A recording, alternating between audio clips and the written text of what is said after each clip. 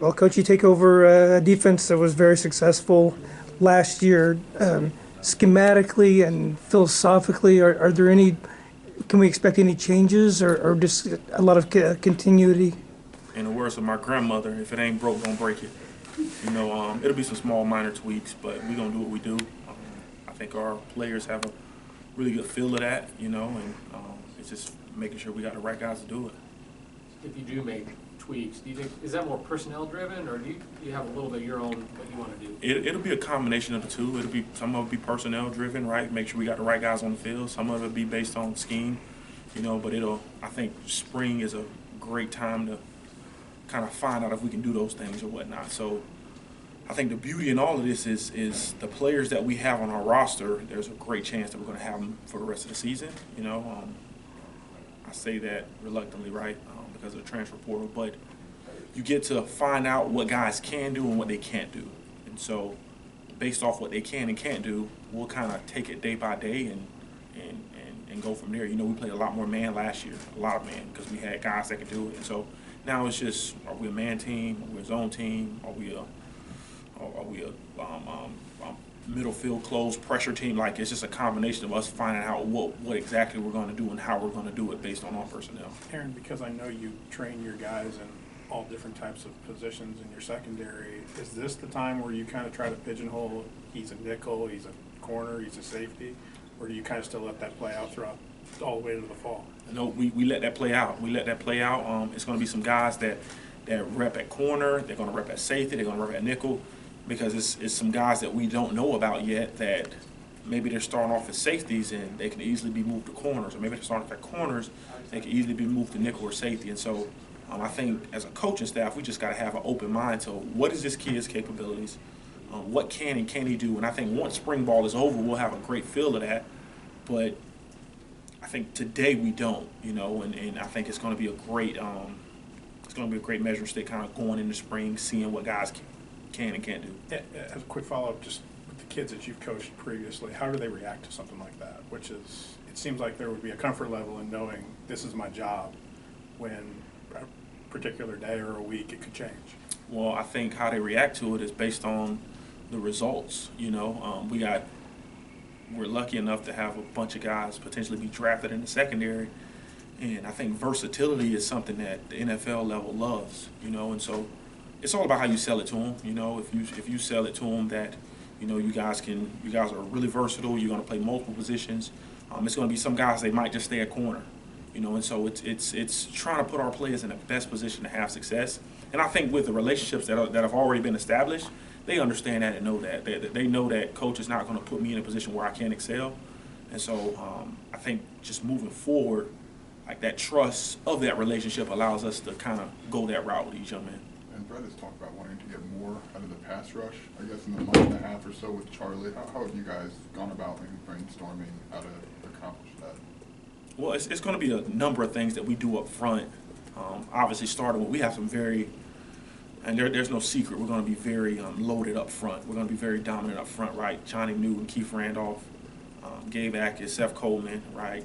T-Rod Edwards. I mean, we got a bunch of guys, bunch of real dudes up front, and it's kind of like flipping from what we, the back end was loaded last year. We had some good guys up front, but probably a little heavier on the back end, and because we're going to be so dominant up front, we're just going to allow those guys to do what they do and allow their coaches to coach them. And so I think bringing Charlie in, our pass rush specialist, is just a whole new element, man, and it's going to give us a comfort level.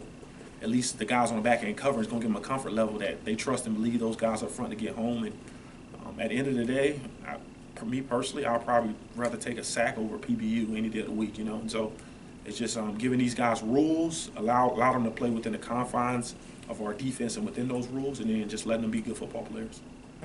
In your first year as a coordinator, how much of a relief was it to get those guys up front like Johnny and Keith back? Oh, man. I mean, listen, it starts up front. This league hasn't changed from the time I was playing. If you have really good interior D linemen, really good guys who can rush the passer, a really good front seven, you have a chance. I don't care what year it is, year in, year out. If you have a good front seven, you have a legitimate chance, no matter who's on the back end. Now, if you have some bona fide guys on the back end as well, obviously that helps. But anytime you got a really good front seven, a really special front seven, I think you have a legitimate shot. And obviously, for me as a first-year coordinator, that was massive in getting these guys to come back. Coaching the ball, you were missing 2 NFL draftees. You were missing those 2 guys. What did you see from the guys who jumped in during the ball preparation and then the game that makes you feel better going forward? I thought that they shined. I thought that the moment wasn't too big for them.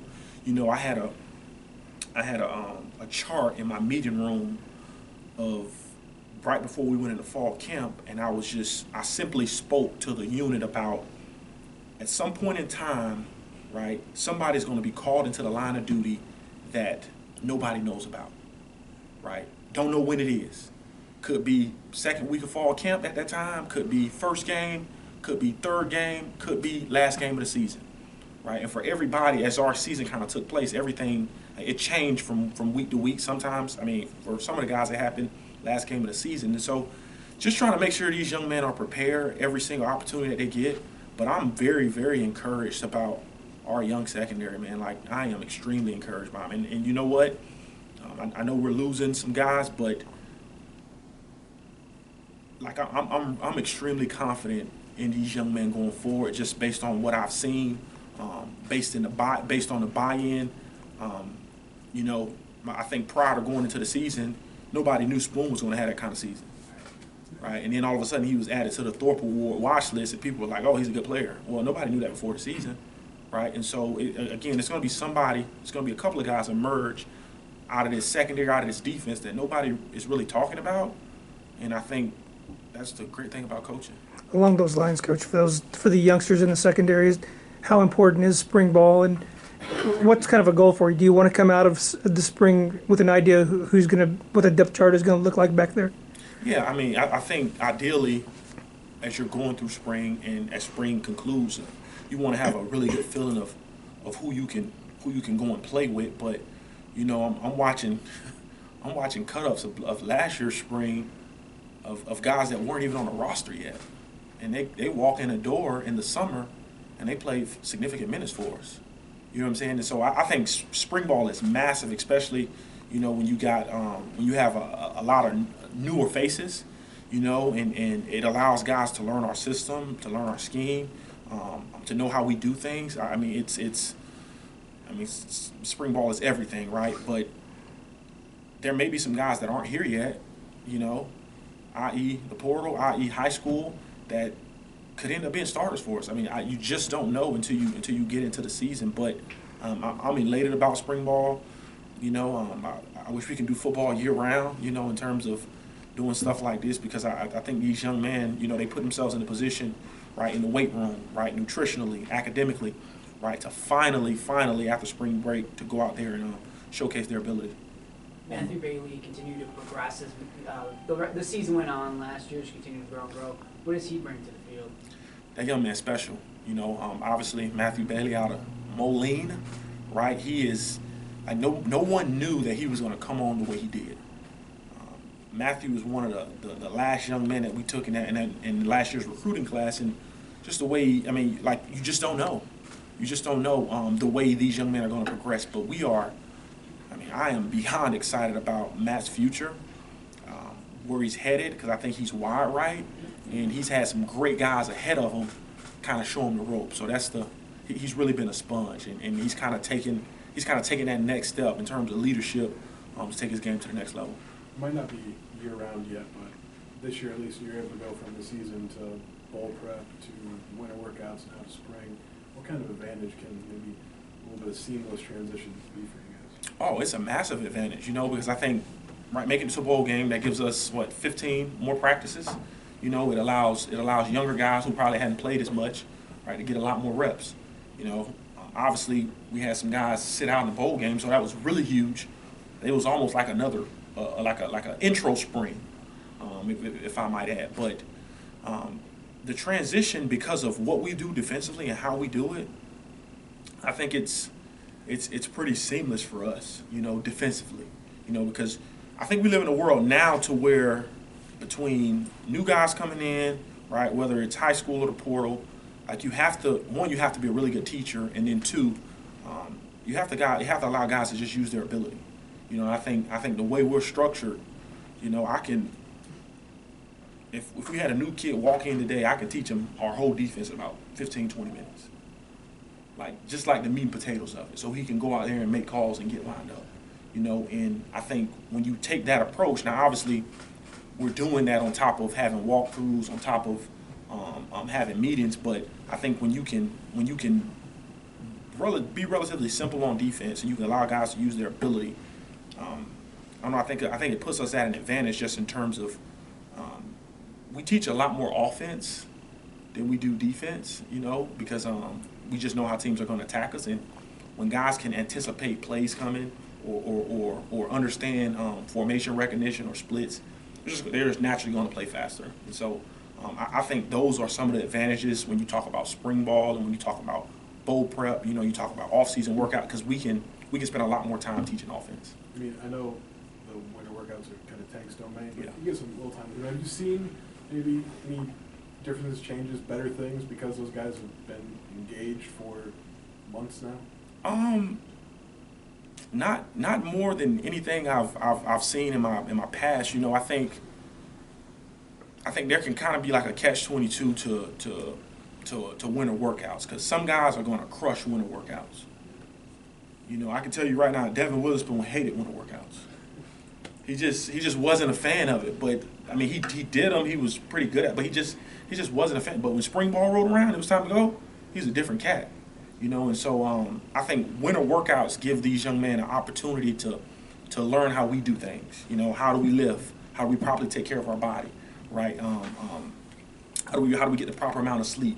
You know, obviously being in this conference, being a defensive player, you gotta be big and strong enough to protect yourself. And so I think the main thing is making sure that they're ready to go when spring ball hits, because I think lifting weights is different than playing football. You know, I mean, we want them all to be big, strong, and fast, but at the end of the day, more importantly, we want them to be functional. You know, we want them to be functional football players, and I think Tank has developed a tremendous program, strength and conditioning program, to allow these young men to do that. Coach, what do you want the identity of your defense to be? Is there one or two things that an Aaron Henry defense is predicated on that you can point to as the identity of the defense? I want us to be us, right? Our theme this year is B33, right? This is going to be the 133rd defense in school history, right?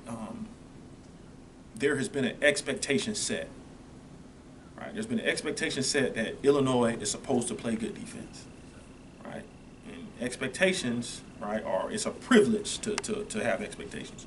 And so obviously we're going to close the middle of the field, we're going to get after the quarterback, all that good stuff, man. But I want us to be us, right? What does being us mean? Not beating ourselves, not committing dumb penalties, right? Not doing things off the field that's going to jeopardize our on the field play, right? Being smart, tough, and dependable. And so I think at the end of the day, you guys expect a certain brand of football to be played here defensively, and so do we, you know, and we want to maintain our identity and be fast and physical and play with relentless effort and pursuit. But I think at the end of the day, we want to be us. So B33. We got time for one more, Coach Henry. What are your thoughts on where you are linebacker-wise? Two big returners, but you lose Starkangelo. It would seem like a young player might be maybe in that mold to step into that. What have you seen from that group? Yeah, I mean, they've all been working extremely hard in the weight room. That I'm probably more excited about that unit, just because we did lose Dark, but we got some young guys. We got some young guys behind them that could have played last year. You know, that are really talented players. You know, Kanena Odeluga, right? Dylan Rosiak, Ryan Mead. I mean, we got some Calvin Hart. Obviously, we got some really talented young players behind them that we really feel that's going to help elevate this defense. We truly believe that, and it's going to be, I think, having spring ball is going to give us the opportunity to find out, you know, can they contribute the way Dark did last year. So we're really excited about that.